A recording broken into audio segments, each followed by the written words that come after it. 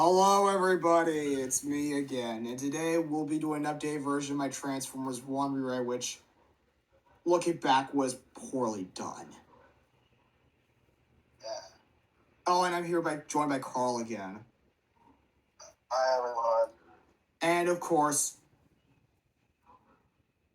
if you want to know a little known fact, at one point or another, many Transformers fans were disenchanted with the movie series. Yes, they were. And why were they disenchanted, you may ask? Because of poor decisions, executive meddling, and unpopular changes to certain characters. Yeah. And how they weren't so cohesive. Yes, they were. So we'll be fixing this. So we'll be making them more cohesive by splitting this series into two trilogies. Right now we're going to be on the original trilogy, which will last until Rise of the Beast comes out, and then we'll do the sequel trilogy sometime after Rise of the Beast comes out. Yeah. Let's just get ready, shall we? Mm-hmm. Okay. We're gonna start off with the prologue. Before time had a name, there was the cube. You get the point. It remains about practically the same. Continue the story.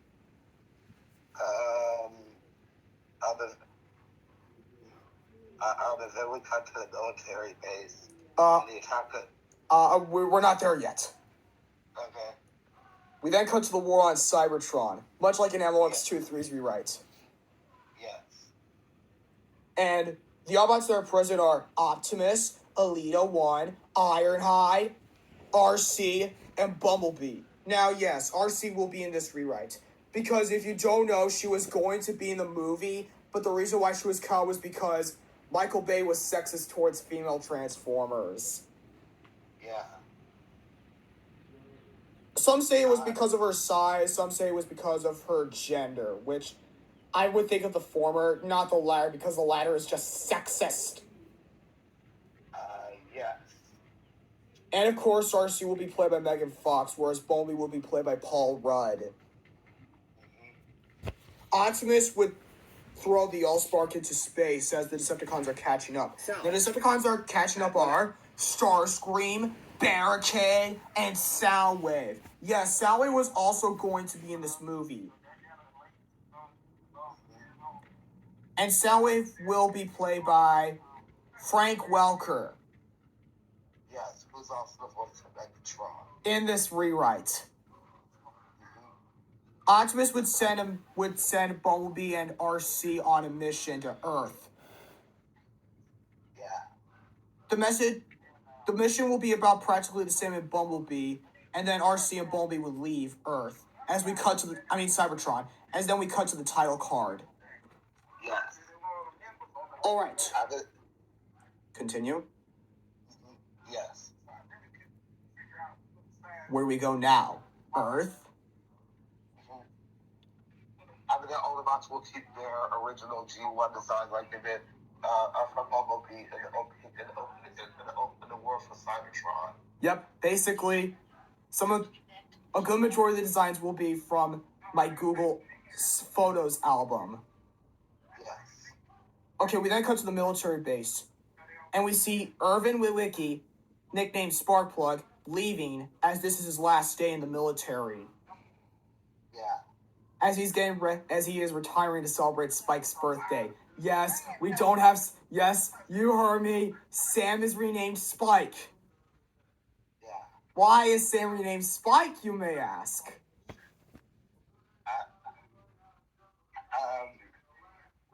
Because we wanted to be similar to his G1 counterpart. Not to mention, originally I was thinking about maybe having Sam still the star of the show, whereas Spike would be Sam's brother, but I rejected this because we need to stay true to his G1 counterpart reasons. Yeah. Alright, let's continue, shall we? We then get the military base attack. Instead, we have Soundwave, Swift, aka Blackout. Yes, Blackout will be switched to a girl and will be renamed Swift. And of course, Swift will be played by Grey Delisle. Yeah. And Barricade will be played by Keith David. Or Jess Harnell. I'm gonna go with Jess Harnell. Yeah. Basically, they attack the military base in the jungle, which was also in Phoenix Studios' rewrite. Basically, they slaughter a good majority of the military. Yeah. Irvin managed to make it out minutes before they attacked.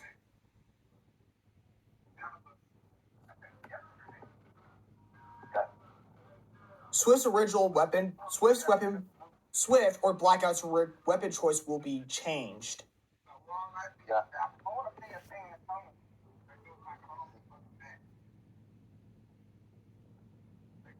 Swift will have Swift will get an EMP attack that shuts down electrical equipment and recharge equipment. Yeah. And the scene would continue the same, as Soundwave would eject Frenzy and Laserbeak to find information on where Megatron's whereabouts are. Yeah. We then cut to the scene where Spike is talking about his grandfather, Archibald Witwicky, for his show and tell project. The scene will remain practically the same. Nothing else really changes in that scene. Yeah.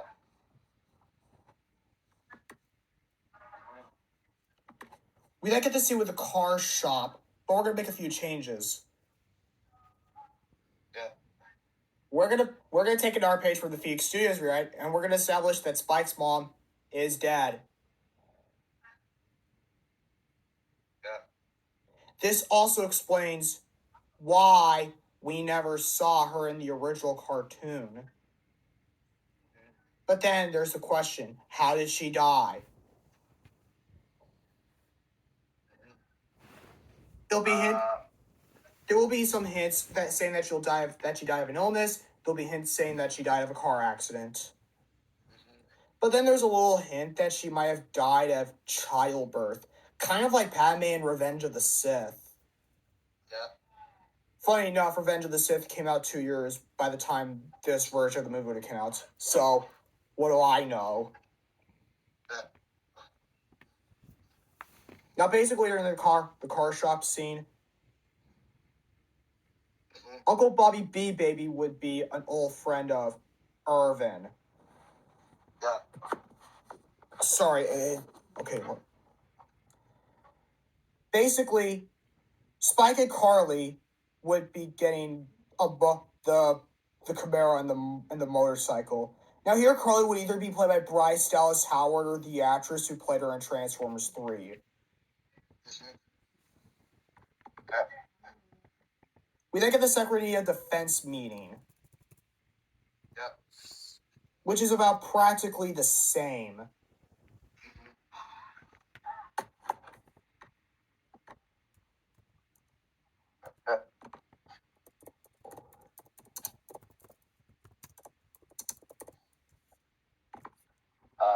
Yeah.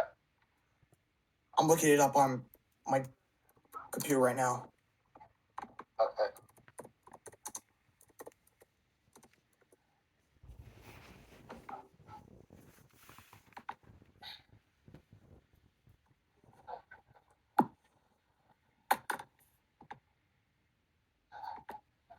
We then get to the next change. Yeah. That being the drive to the park. Spike is talking to Chip about how he had how he wishes he had the newer Camaro rather than the old 1977 when his father the Beetle, the Volkswagen Beetle, and how he wishes he had the Camaro instead of the Volkswagen Beetle when his father and him got so.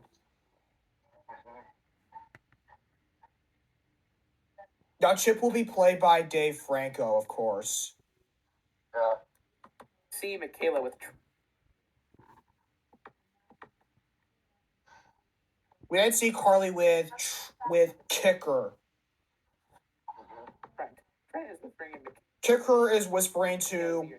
Kicker is whispering in Carly's ear until Spike and Chip walk over.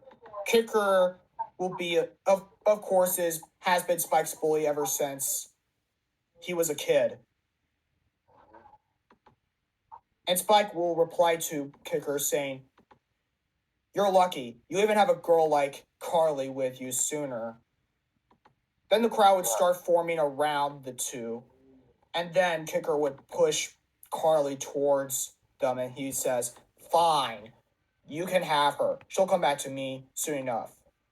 And then Kicker would walk away while Spike brains Carly into his car along with Chip. And Chip would sit in the back, unlike in the original film where he got kicked off of it. Yeah. No, I just don't get why they kicked Miles off of the wagon. That made little to no sense. Continue the story.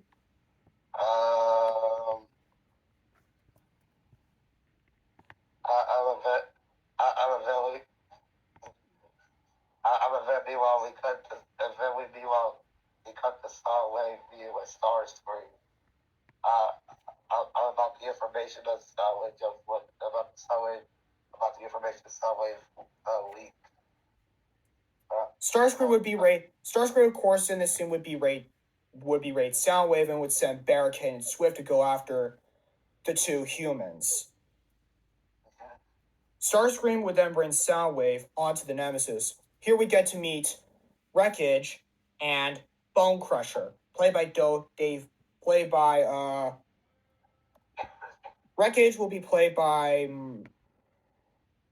Troy Baker, and Steve Bloom will play Bone Crusher.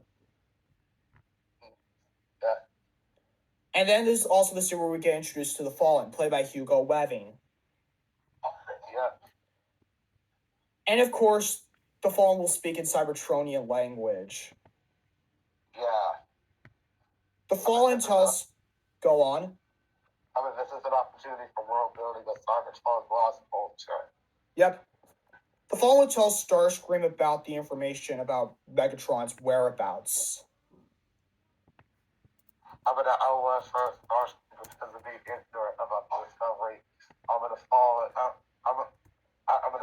was clearly weak. And the Fallen is clearly weak. And the Incident he uses his telekinetic powers. The flip fatal Starscream awards him diverse and truth. And Starscream begrudgingly agrees. And the Fallen commands Starscream to go down to Earth with Vehicon, Barricade, and Bone Crusher, and the others. Barricade is with Swift. Barricade with Swift. Wreckage, Bone Crusher. Yeah. And then Starscream, of course, would agree to this. Yes. On the way back, Carly asked Chip to please get out of the car so that way she's able to talk to Spike. Mm-hmm. This, of course, will form a love triangle between Chip, Spike, and Carly. Yeah. Spike asked why, but she wanted to talk to him about, and she tells him about how Kicker is blackmailing her, which shocks Spike. Yeah. Then it cuts to Carly's house, where she says goodbye to them. Now, does anyone find it strange that we never saw Carly's parents in the original show? Yeah. This would be the first time we would get to see her parents. Here we only see her dad, and the reason why we don't see her mom is because her parents have been divorced ever since she was 5 years old. We then cut to a new scene with Swift on the desert. Swift and Barricade would be contacting Soundwave aboard the Nemesis. Yeah.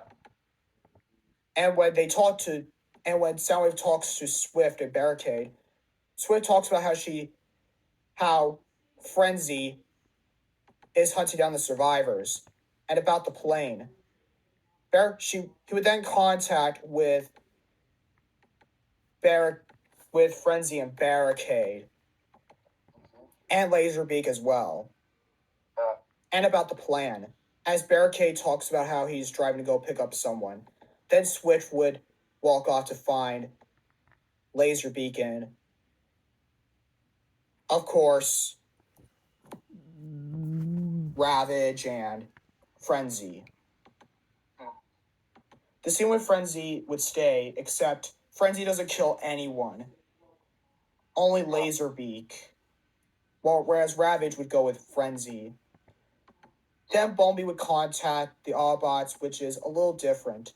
Because Spike doesn't really call anybody, he tries to confront him, the Stealer, himself, and sees that Bumblebee is actually Robot in disguise. Carly would try stopping her motorcycle, and it transforms into RC, but Carly fails to stop. And of course, Spike usually gets scared and runs off, and he and Carly get arrested for trespassing. We then get the same scene with Lennox and his team in the desert getting attacked by Scorponok and Ravage and Laserbeak, who are replacing Scorponok.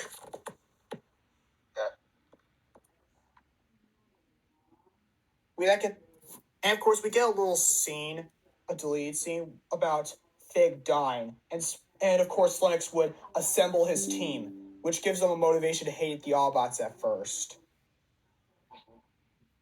We then get the scene with Sam and Spike in jail, and Carly would also be there. The drug reference is absent, and the scene with the hacker and the FBI is also here as well. Spike in the morning would be talking about how his car is stalking him. He runs and comes across Soundwave, Swift, and Barricade. And Carly, too, would also be there. He is the same, except his username on eBay is now Dragon Slayer 84 instead of Ladies Man 217. Yep, we're taking some inspiration from Blue Lightning's rewrites. All right, we're now on an ad because I'm on YouTube, so.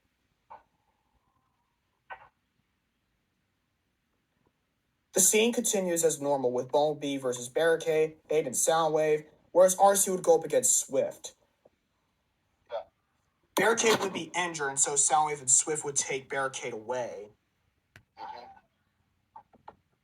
And all that. Then we're all that. in the tunnel with Then we get the tunnel scene with Bumblebee, Spike, Carly, and RC. You heard Sam's conversation. Bumblebee would hear. Now, of course, Bumblebee can't talk because of the fight, and which results in his voice box being damaged, so he can't really speak as well. And he can only talk through the voice box.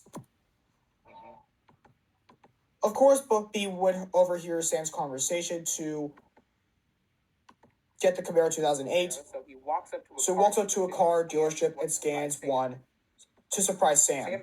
Spike.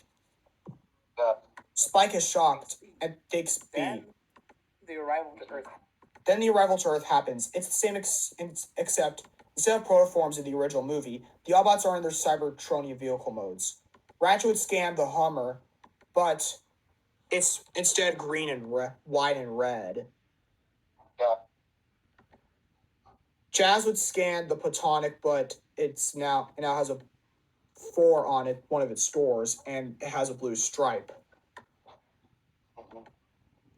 Then, because of a new scene with Prowl, played by Paul Walker, Prowl will crash into the police station, into an empty, and of course would scan one of the police cars.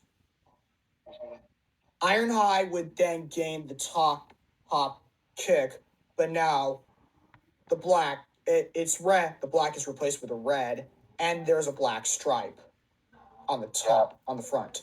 Then Optimus would scan the truck mode. We then cut to the scene with the Autobots being our human characters. Yeah. Basically, this is where we also get introduced to Elise, who Chip is. As again, this is the Love Square storyline here. Mm-hmm. Now continue. I'm gonna want Megatron. I'm gonna allow Optimus to be about to play Wider on Earth, and they explain about Cybertron's history and Megatron's motivation is slightly altered a bit. Rather than wanting to use the old Spark to turn Earth's machine into more because Megatron was used before live Cybertron. And see the Autobots as a threat. Mm-hmm.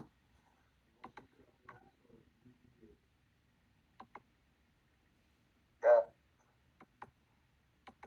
And of course, we can get the same flashback scene with Archibald and Megatron. And then they would go to Spike's house where they would look for the glasses. But here, the Batback is in Spike's room, unlike in the original movie where Sam/Spike's mom took it out, so problem solved. But soon, the Sector 7 Whenever the heck comes to Sam's house and would then come to Spike's house and would arrest. And the scene would play out, and of course Spike and Carly get arrested. The conflict isn't the same, except Sam. The conflict would be the same, except Spike already knows about Carly's record. It continues Optimus getting them out. They question the Bumblebee, Carly, RC, Spike getting arrested, yada. We then can.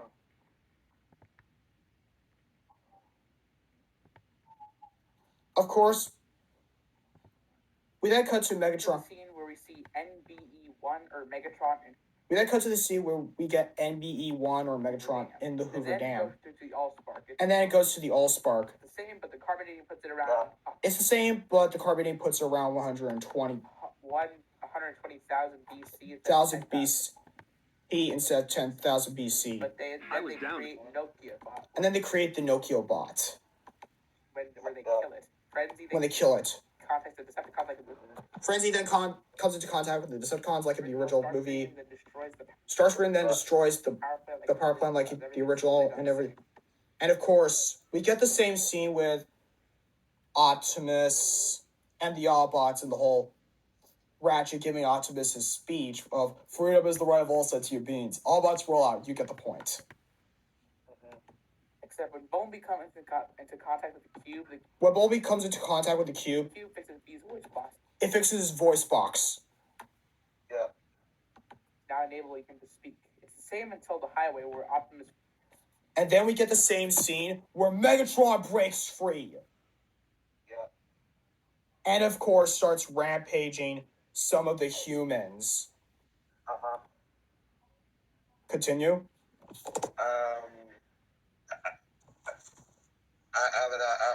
Megatron escapes and beats up the Starscream and the other Decepticon. I'm a little worried about the old spot. Megatron prefers to leave about Huck Relic until he's stopped by Optimus. He shows up to confront him. And then we get a fight scene that's similar to More Than Meets the Eye. And you know how all the sequels have subtitles while the first movie doesn't? Yeah. We're going to change something. The first movie, Transformers 1 will be called Transformers More Than Meets the Eye. Well, this rewrite will be called More Than Meets the Eye. Yeah. We then get to the highway scene. Yeah. Fights Bone Crusher. It's about practically the same, but the only difference is that instead of killing Bone Crusher, he kills Swift. As well as Barricade while he gets back up on the road. They now go to... We then get a deleted scene where Optimus goes up against Barricade. But the only difference is that instead of killing Barricade would escape into the final battle. Mission City, where Starscream attacks. Now, instead of going to Mission City, because the Autobots don't want to inflict human casualties. Yeah. Here, instead, we're going to have the Force fight for Transformers: Revenge of the Fallen. You can have that fight scene with Optimus, Bone, Starscream, and Megatron, but it would be a lot shorter, and Optimus would live, of course. Yeah. Basically, there would be a fight between Prowl and Barricade, and Prowl would be forced to end Barricade's life because they were friends before the war, and Prowl, of course, kills Barricade. There would be a fight. Bone Crusher and Wreckage would go up against Ironhide and Ratchet. Bone Crusher would be heavily injured, and Wreckage, of course, is killed off during his fight with Ratchet when Jazz helps him. Yeah. Attacks like in the original. He only loses one leg Starscream would attack like in the original, but Bumblebee would only lose one leg. instead of two. Then Brawl comes in the same as in the original. Brawl dies, and Megatron comes in. Now, we're here with one of the biggest changes. When Megatron comes in, we get a fight scene between him and Jazz, as Jazz is trying to protect the humans. But then Jazz dies, much like in the original movie. Yeah. Mainly because Megatron is much stronger than Jazz. Yeah.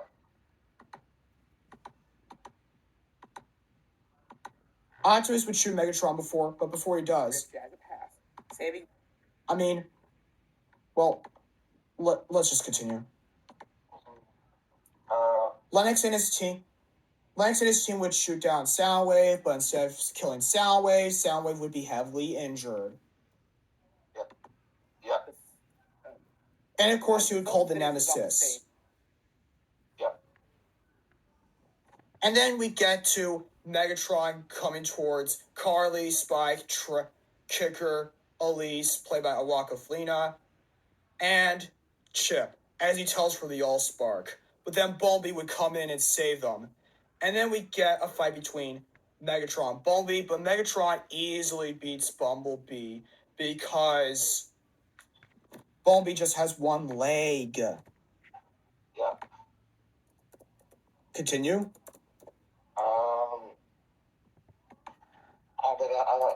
I don't know about afterwards. The fight still continues. But before Bumblebee dies, Optimus comes in to save the day. And they fight for the Allspark. But then, Yeah. Optimus would plunge the Allspark into Megatron's chest, but we're gonna change the scene a bit. Yeah. What do I mean by this? I never not killed off Megatron. Yes, Megatron would still get heavily injured, and when the Nemesis comes, the other Decepticons would come up, the remaining Decepticons would come on board, and of course Megatron would say, "I will have my revenge one day, Optimus." Yes. And then we get a scene, and then the Nemesis would leave. And then Ironhide would show Jazz's body to Optimus, and then they would suggest holding a funeral for Jazz.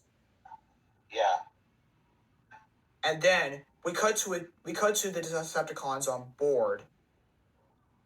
Now, something I want to mention is that during the final battle, the drones, the mutant Allspark mutations are replaced with the Viacons. And we see the remaining Viacons. We then see Megatron coming into contact with the Fallen, and then the Fallen go on. I was following up weapons back Megatron. And then the Fallen would know of what happened. The Fallen would tell Megatron about his next plan. And this, of course, is to set up our rewrite of Revenge of the Fallen. Yeah. The Fallen says that in order to stop the Autobots once and for all, they're going to use a weapon that he has created ever since the earlier days of mankind. And Megatron seems interested in this. Yeah. only this time Jazz is alive, and Optimus thanks the humans for their help. During the end, Optimus would thank the humans for their help during the funeral. The film ends in the same. And of course, Spike, Carly, Chip would be and of course the end would be almost the same, And of course we get the same speech Optimus gives out at the end. Yeah. And then we get what I've done, I'll face myself to cross out what I've become. If you want to hear the song I want to play, I'll play it. Okay.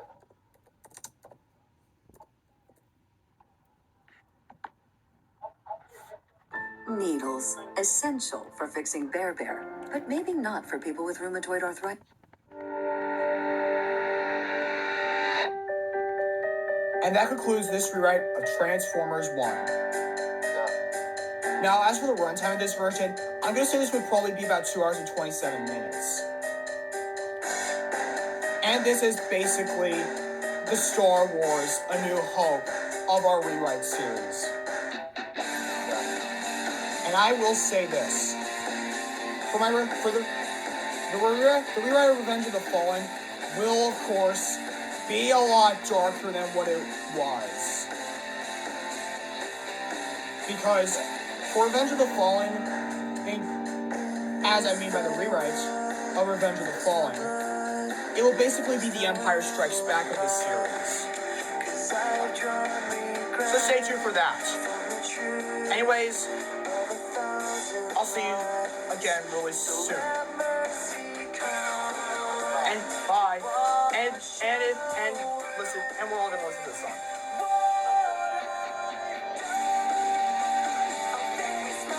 And if you want to see the rewrite of Revenge of the Fallen before the end of the school year, I would like to. Anyways, bye. I was